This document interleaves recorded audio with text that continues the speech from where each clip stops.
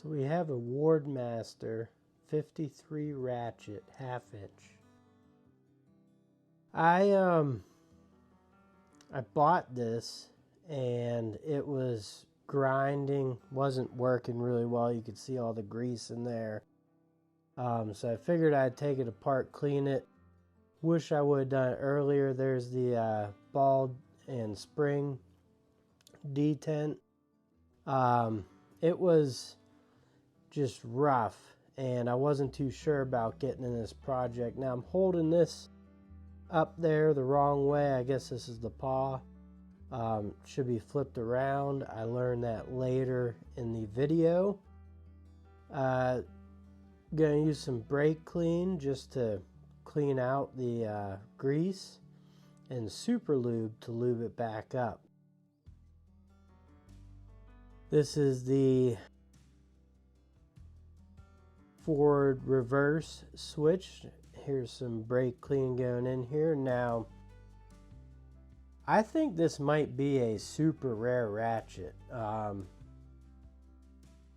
I've looked it up. It's a Wardmaster 53 Montgomery Ward's top line. The other number on it is 4783. If anyone can find any information on this, that would be awesome.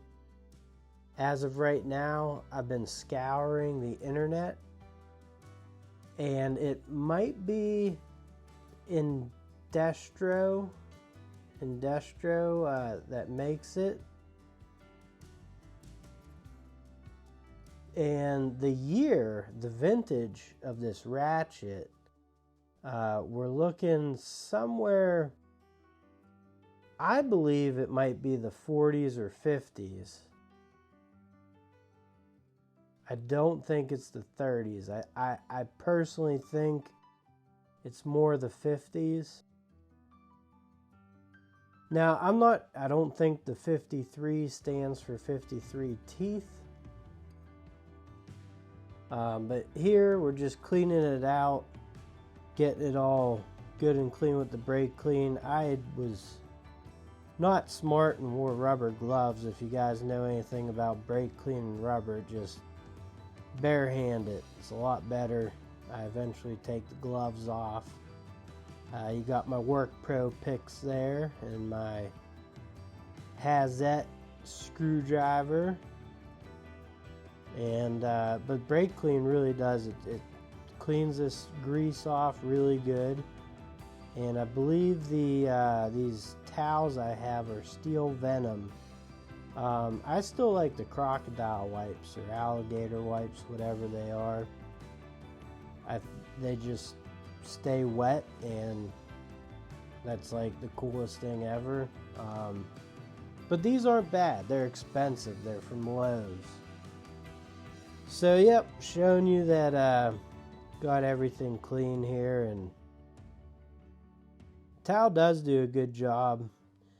There was a lot of gunk in this thing, and I was really worried that it was skipping teeth or just, you know, past its prime.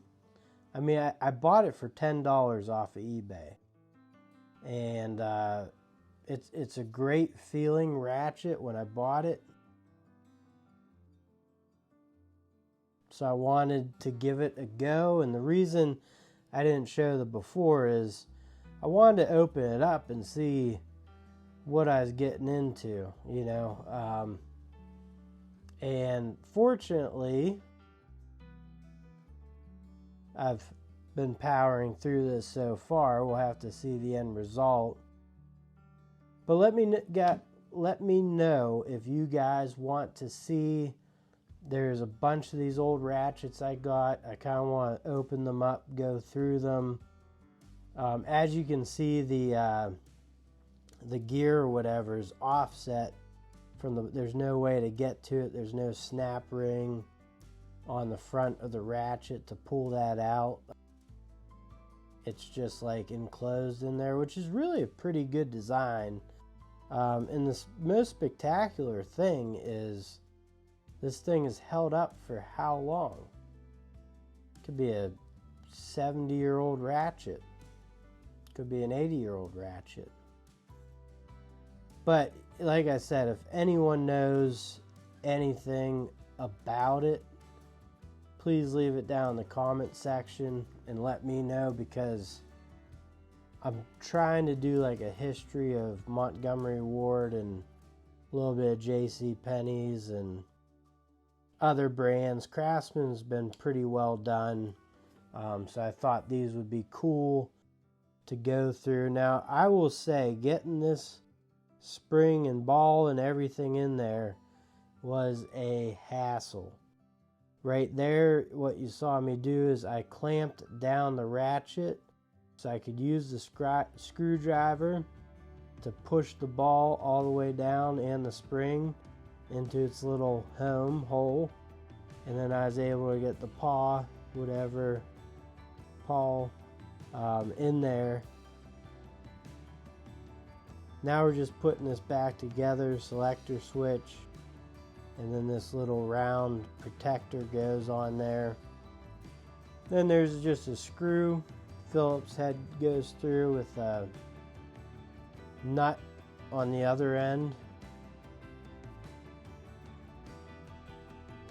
It's a beautiful ratchet. It's comfortable. I like it a lot. I don't think there's much more I can do to clean it up.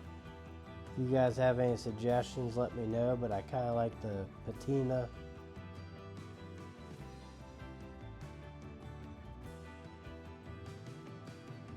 This video was 26 minutes and I cut it down pretty well. Here we go, just adding the final touch, which is just putting it all back together with the Hazette screwdrivers. I love these things. They're fantastic. They work good, hold up well.